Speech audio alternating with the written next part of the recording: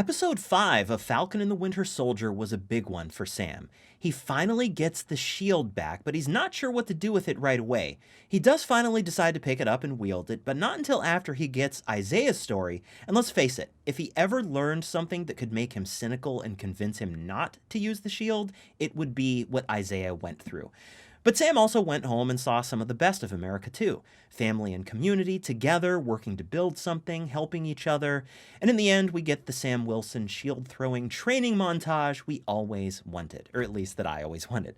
This episode really slows down to give us a breather between the big action sequences, so Sam's story can take the time it needs to develop properly. And I think it's gotten a lot of emotional mileage out of holding up a mirror to present-day society in a more direct way than a lot of genre fiction. Now, I can't pretend I'm not super excited to see the new suit of Wakanda tech that Bucky got for him, and oh, do I have a theory about what's in that case. But I think the real emotional payoff we'll get from it will be seeing a suited-up Sam finally embracing both Steve's shield and the power of the symbol it carries.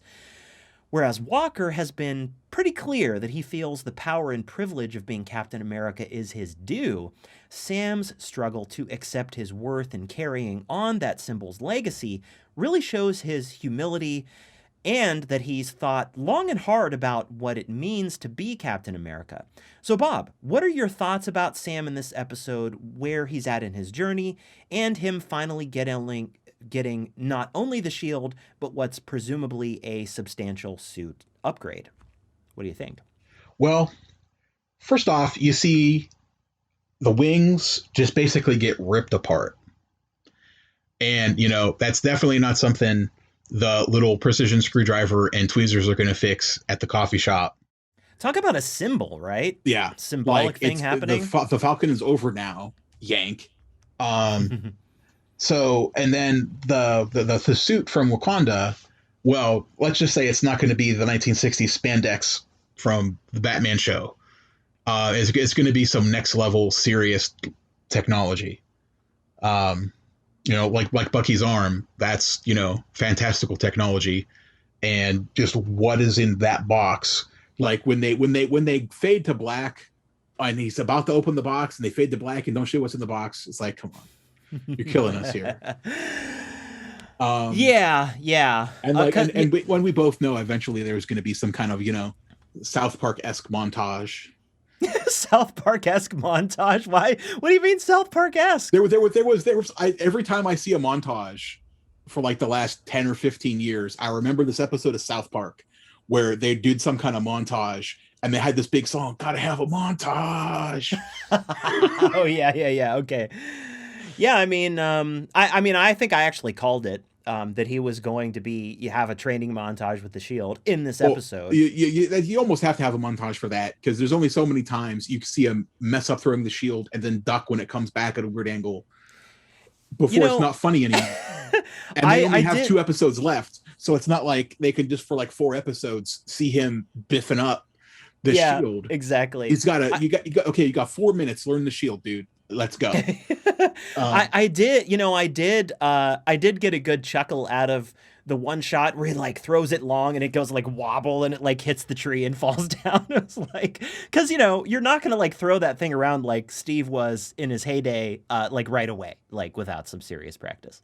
Right. And I'm also reminded of that moment during the fight in Captain America: Civil War where Spider-Man's like, that thing does not obey the laws of physics at all. Yeah. And also, the same guy, like we said before, who was trying to fix the wings at the coffee shop with a couple of little hand tools, still can't get that diesel engine running. And finally, his sister's like, "Go, just get out. Like, stop playing with things you know nothing about." Leave. And Bucky's like, I don't go barrel rolling and stuff. You don't come down here and mess with the boat. Just go." And it's just brutal. Like his sister is not impressed by him at all. Just like, leave. No, not at all. You gotta love Sam's sister, Sarah. Oh yeah, she is awesome. Yeah, she's fun. So I mean, it was I think that the montage was well placed in the episode and in the show, and I don't think it was too much. It didn't cross the line into being like cheesy with like like like a song like playing in the background and like he's Yeah, like it wasn't running or Rocky. whatever. Yeah, it wasn't Rocky. Where like Although watching the first Rocky, you felt like that montage was almost a quarter of the movie. It wasn't, although but it now felt I longer than kind it of have was. to go back and put together a montage of Sam training with the Eye of the Tiger. Like I feel like I kind of have to do that now. That yeah, that'll be good. So but with reference to Sam, like in terms of him finally coming to terms with like, I guess I better keep the shield, right? And okay, so let me ask you this.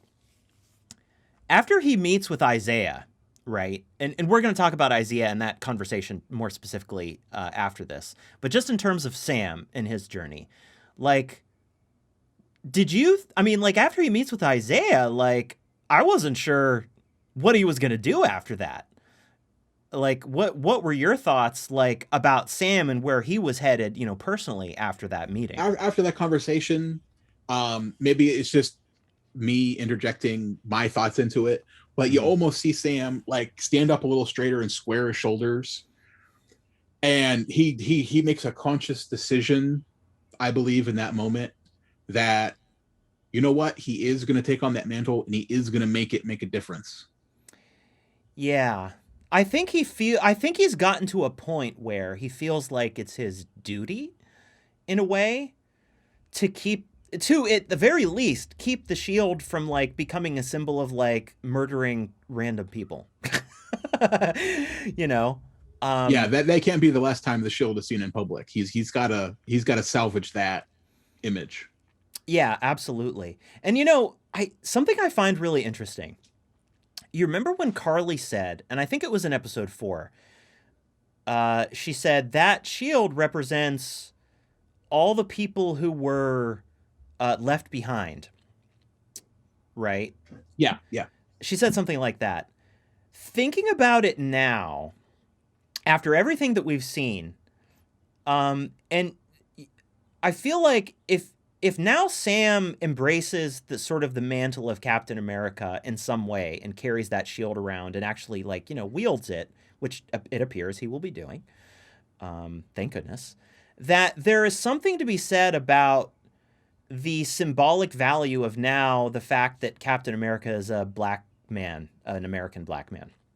Because now that kind of puts a wrench in the gears of what Carly said in a way. I mean, it's not like it erases like the history of like the point she was trying to make with that statement.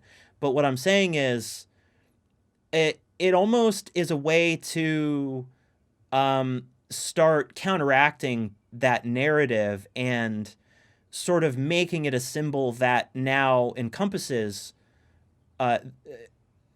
those people that maybe were left behind before, if that makes any sense.